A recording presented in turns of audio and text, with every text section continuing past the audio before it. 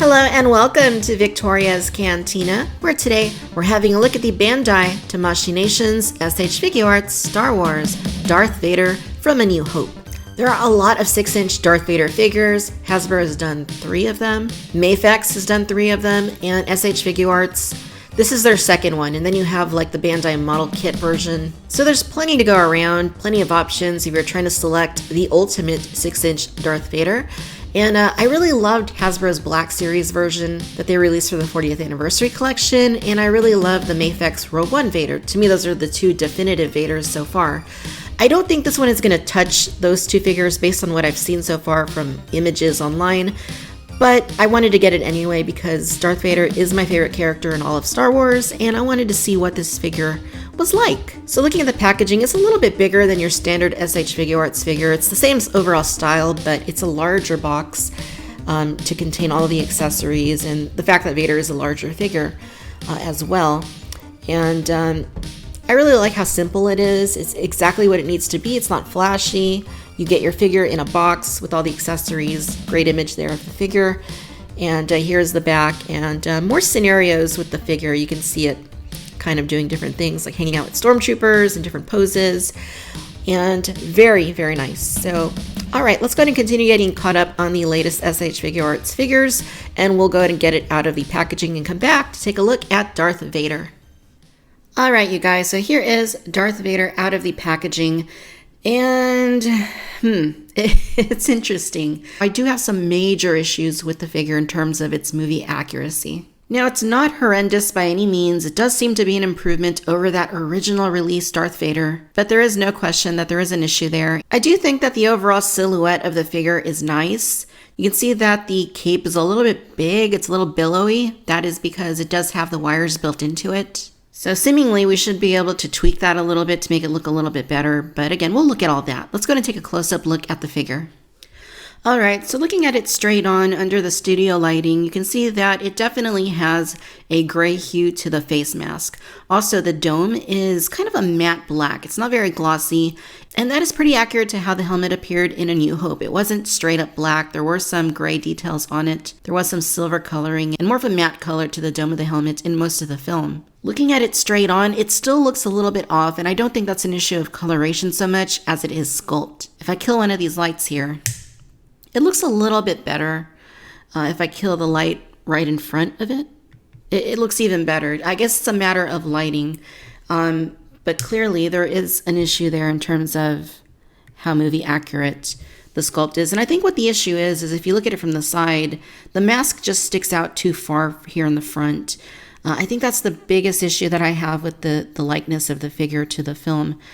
Is that the mask just protrudes a little bit too much, almost giving it the sort of a dog kind of look.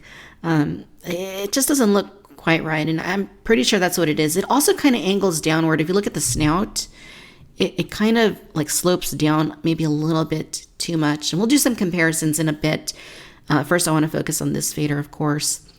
I do like the paint details. I'm not so sure that the paint was done as nicely as it was on the Black Series Vader in terms of that silver coloring. It doesn't really look like they had any kind of pattern going on or anything. They just kind of gave it a lighter sort of black silvery color. And then the lenses themselves are just black. They're not even like super glossy. They're just like straight up black. But the grille details are nicely sculpted. And the dome overall, I think the dome has a nice shape to it. I think it's mostly the face mask that's just a little bit off for whatever reason. So looking at the cape here, you have a silver chain. It looks like it is actually made out of metal. It is made out of metal. And you can see that it kind of has a little bit of a collar around the base of the helmet. I guess that's just where the hem is in the cape. And then you also have the wire built into the sides of the cape, and then also here on the bottom. So I kind of feel like just by eyeballing it, that if I start moving the cape around, that it's not going to look very good.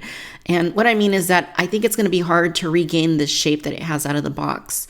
So I don't think I'm going to mess with it all that much. I might try and enhance it a little bit, just to make it look a little bit better, but I'm not going to try tweaking it or posing it all that much.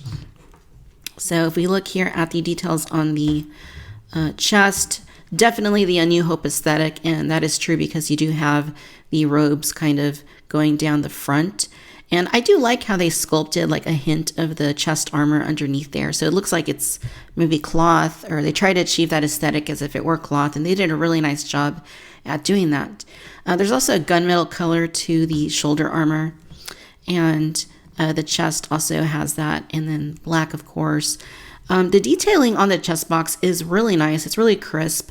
And it has some very nice paint applications to it. You can even see like the little bands there that hold the chest box in place on his body. So that is a very nice touch. Belt buckle looks nice. Little controls on the sides look nice. And the arms are sculpted nicely as well. You can see that there's some nice texturing going on in the costume. The gloves look very nice. If we turn it around, the back is also pretty simple, but it looks nice. And then here at the legs, in the hips, you can see that the sculpted tabards kind of continue all the way down the figure. And they have a nice look to them. They're very neutral in sculpt. And you see there is a perforation here so that you can pose it a little bit more. He comes with the lightsaber hilt already affixed to the side right there. Does that come off? Yes, it does. And there is the hilt right there. And it looks pretty nice. It is not completely movie accurate because the little switch should be off to the side. At least that's how the prop was in A New Hope. So it's close, but it's not 100%. Just a small detail there that's off. And then you can see the little latch right there where the lightsaber plugs into. The cod piece right there is nicely sculpted, and the legs themselves look great. Very nice sculpting, very nice texturing going on there. Same with the boots. The boots look really good. Really happy with the way these boots turned out. And if we kind of look at them from the back, you can see from the back side, they are very nice as well. Now there is a lot of little like scuffing in here. I find that to be a little bit disappointing because there was a plastic tray in there in the box. I don't know if the tray is what scratched it. It kind of seems like the tray would protect it if nothing else, but I mean, there's definitely some scuffs in there, which, you know, for a figure around the $50 price point, you would hope that wouldn't be the case. So let's go ahead and talk articulation. So you do have a ball joint here at the neck. So it goes down, it goes up. You can go side to side. It's a pretty nice smooth joint. You can tilt it down, tilt it up a little bit. And it even has some side tilt there slightly. The shoulder articulation is very similar to the original Darth Vader they did. And so you can move those out. You can rotate them like that. And you can see that the arm actually does drop down quite a bit. And it drops down with that shoulder joint. So it looks weird like that. So be careful when you're posing it that, you know, you don't get that because it just looks weird. You can rotate the biceps. You got double bends at both of the elbows. Pretty good movement there. At both of the wrists, you have ball pins. So you can interchange the different hands. You'd have a very nice joint here at the torso. Vader gets a very nice forward and backward movement, and he can go side to side there. And here's where it gets a little bit weird. So you have the hips. Now the hips are pretty typical for Figuarts, so they do drop down like that, and they do kick out. But they are obstructed by the plastic inner robes. So I have a hard time like understanding why they would go out of their way to give it a cloth cape on the outside, but then sculpted robes on the inside that prevent any sort of really usable movement. Because even if you go sideways, I mean, you can split the legs, but only about that much. And they have a tendency to be closed back in because they get pinched by this lower robe. So a little bit strange. You can also rotate both of the hips. Here at the knees, you get your double bends, but again, it's pretty hindered by this lower robe. And then at the ankles, of course, you can bend them outward, you can bend them forward. There's not a whole lot of movement there, but, you know, there's a little bit. You can pivot them side to side, and the toes also have a hinge right there. Not the greatest hinge, but you can hinge the toes a little bit. So overall, it's a little bit of a mixed bag for me. I feel like for the most part, it works.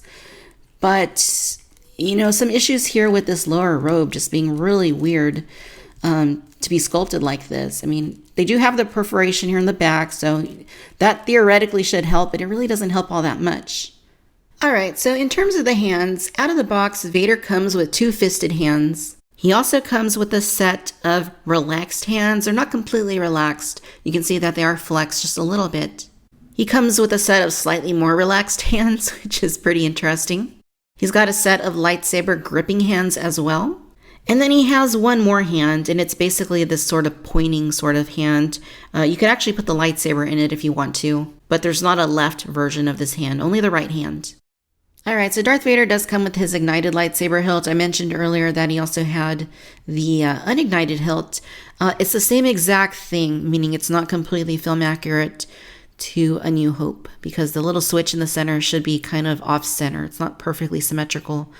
A very small gripe. It still looks pretty decent.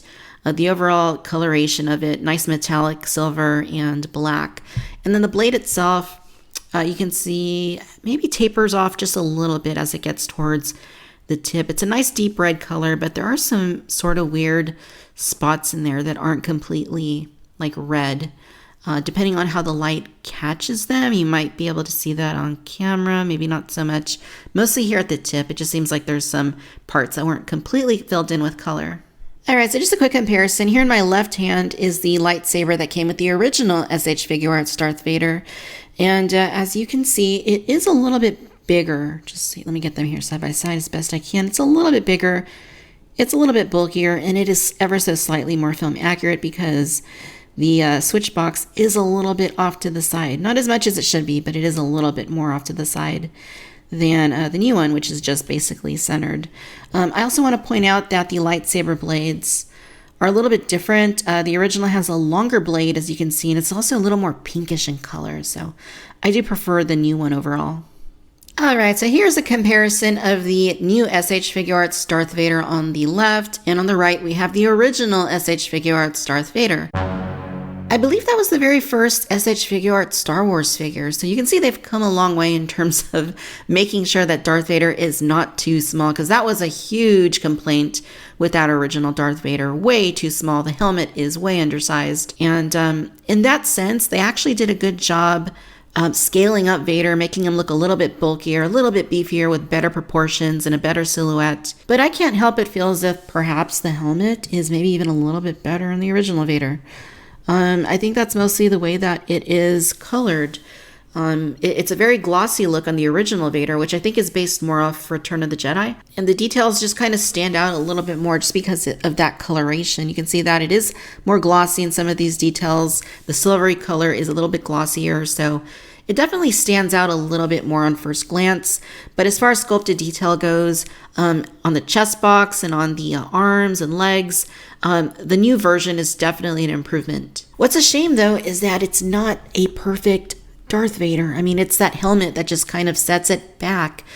And it should be a lot better. It should be a huge improvement over the original one, and perhaps it is overall. This original Vader is just very difficult to work with. The posability is very odd. It's hard to stand. And I guess overall, this one is better in that sense. Even though it is a little bit hard to stand to, it has a tendency to want to go forward.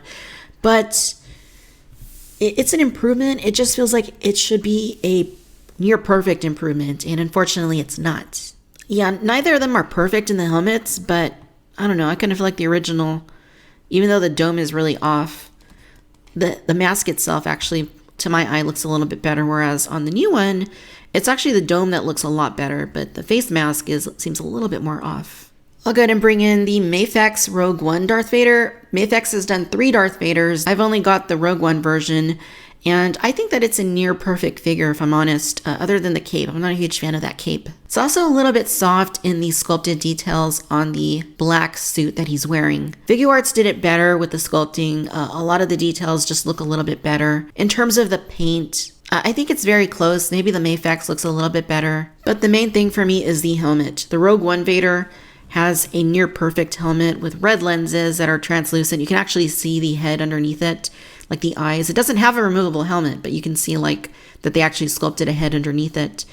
I just think it looks better overall. It's got very nice proportions to the helmet, and that's not something we have on this new Figuarts Vader, unfortunately. So overall, I would say the Mafex Vader is definitely better.